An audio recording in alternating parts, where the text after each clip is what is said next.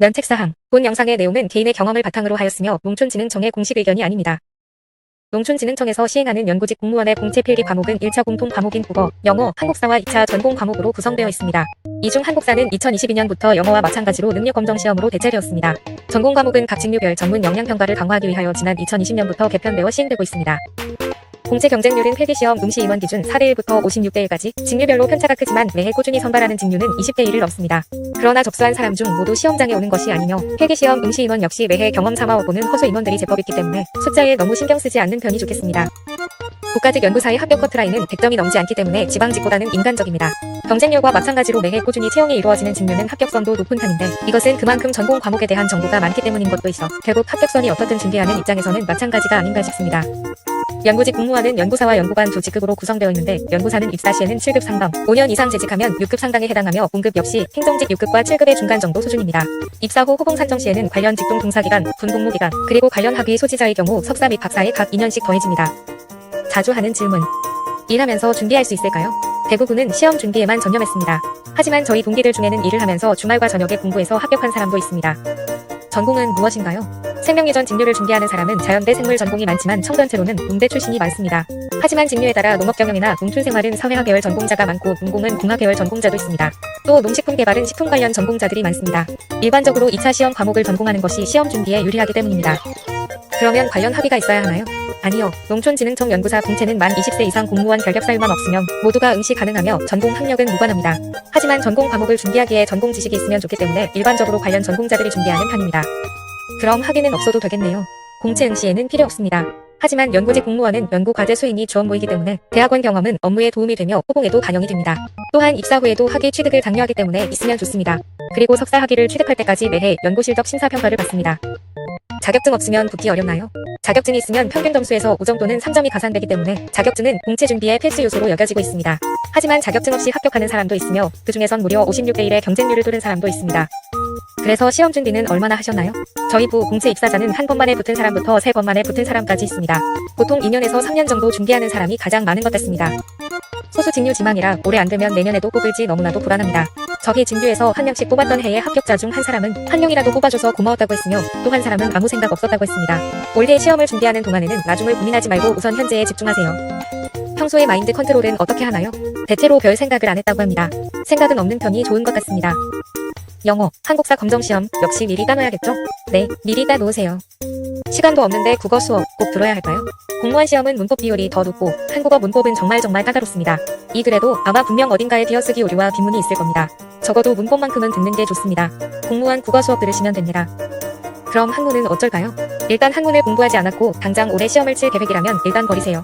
연구사는 합격선이 100점보다 훨씬 낮기 때문에 한두 문제는 버리고 갈 수 있습니다. 내년 시험 공부할 때 준비하면 됩니다. 하지만 4문제가 출제된 해도 있습니다. 시오츠 국어 30일 암기 앱이 큰 도움이 되었다고 합니다. 전공 시험 준비 어떻게 해야 할까요? 일단 학원 수업이 있으면 편하지만 없는 경우가 많습니다. 출제자가 대학 교수님들이므로 전공서를 참조하는 것이 좋습니다. 관련 과목이 있는 경우 방통대 자료도 많이들 활용합니다. 나만의 정리 노트를 만들면 좋습니다. 스터디원들과 빈칸 채우기 문제를 만들어 서로 내는 식으로 준비하는 것도 큰 도움이 되었다고 합니다. 합격 시에는 전공 과목에 대한 이해도에 자신 있는 상태였습니다. 암기는 중요합니다. 올해는 생명유전을 뽑지 않습니다만 생명유전 직류 준비할 때 피트 교재도 큰 도움이 되었다고 합니다. 일반 생물학에서 파트별 심화 문제는 유전학, 분자 생물학, 생화학 전공 수준으로 나오기 때문에 참고하시면 좋을 것 같습니다. 시험 전날 무엇을 했나요? 대부분 타 지역에서 시험을 보러 왔기 때문에 방 잡고 잤습니다. 우리 중 한 명은 숙소 근처 도서관에 가서 공부했다고 합니다만 한 명은 한옥마을 구경 갔고 다른 한 명은 숙소를 제공해준 아는 동생과 이야기 좀 하다가 잤으며 숙소에서 텔레비전 보며 맥주 마시고 잤다는 사람도 있습니다. 시험 전날에는 긴장을 풀고 잠을 잘 자는 것이 가장 중요합니다. 대체로 시험 전날에 비장한 각오는 없었던 듯합니다. 면접 준비는 어떻게 해야 할까요? 거의 대부분이 스터디를 통해서 준비하며 스터디를 하면 면접에 대한 정보를 얻기가 쉬운 것도 사실입니다. 그렇다고 반드시 스터디를 해야만 합격할 수 있는 건 아닙니다. 여럿이 공부하든 혼자 공부하든 면접 준비는 지식 습득에만 그치지 말고 반드시 글을 작성해보고 말하는 연습을 하는 것이 중요합니다. 뭘 물어보나요? 공무원으로서 가져야 할 자세 외에도 농촌진흥청 연구사 공채 면접에서는 5분 스피치를 하는데 주로 농업정책과 관련된 주제입니다. 농촌진흥청 업무계획, 농촌경제연구원의 자료 등을 참고하시면 도움이 됩니다. 고정 질문 외에도 면접자의 답변을 바탕으로 꼬리에 꼬리를 무는 질문을 합니다. 정답은 없으며 논리를 갖추어 답하는 것이 중요합니다. 너무 떨려요. 긴장하는 것은 당연합니다. 혹시 답변 중에 말을 더듬게 되더라도 너무 당황하지 말고 우선 양해를 구한 뒤 마음을 가다듬은 후 다시 답변하면 됩니다. 면접관 분들도 이해해 주십니다. 면접 중 여러 번 양해를 구하고 다시 답변을 했지만 합격할 수 있었습니다. 필기 점수가 낮으면 가망 없나요? 아니요. 일단 면접까지 올라오면 면접 점수가 우선입니다. 물론 면접 점수가 동점이면 필기 점수로 차등을 주지만 필기 점수가 높아도 떨어지거나 점수가 컷에 가까웠지만 최종 합격한 사람도 있었기 때문에 면접으로 충분히 만회 가능하다고 생각합니다. 일단 필기에 합격했으면 면접 준비하는 동안은 필기 점수를 고민하지 않는 게 좋습니다. 질문에 답을 못하면 떨어질까요? 전문 지식 관련하여 받은 질문 중에 한두 개 정도 모르는 것이 있을 수도 있습니다. 그냥 모르겠습니다 라고 끝내는 것보단 제가 그 부분은 잘 모르겠지만 그것과 관련된 뿅뿅에 대한 것은 알고 있습니다. 뿅뿅에 대해 대신 설명해도 되겠습니까? 라고 하면 기회를 주시고 이를 통해 만회할 수 있습니다. 면접에서 중요한 건 무엇일까요? 면접에서는 자세가 중요합니다. 자신감 있는 태도로 성심성의껏 임하면 면접관님들도 좋게 보실 것입니다. 다른 팁은 없나요? 답변에 꼬리를 물고 질문을 하시기 때문에 계속 내가 자신 있는 내용으로 질문이 이어지도록 답변하는 편이 좋습니다. 더 이상 물어볼 게 없으면 질문의 주제도 바뀌므로 예상치 못한 질문이 나올 수도 있고요. 5분 스피치 스크립트 역시 자신 있는 방향으로 작성하는 것이 좋겠습니다. 드디어 합격했습니다.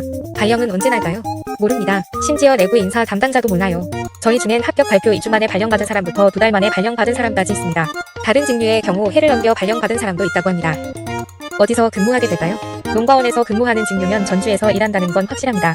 하지만 신영원 특산원 원예원이면 제주도부터 대관령까지 어디로 떨어질지 알 수 없습니다. 그럼 발령받는 과를 미리 알 수 있나요? 이것 역시 케이스 바이 케이스라 과가 정해져서 발령받는 경우도 있지만 들어와서 일정 기간 교육을 거친 후 과를 결정하는 경우도 있습니다.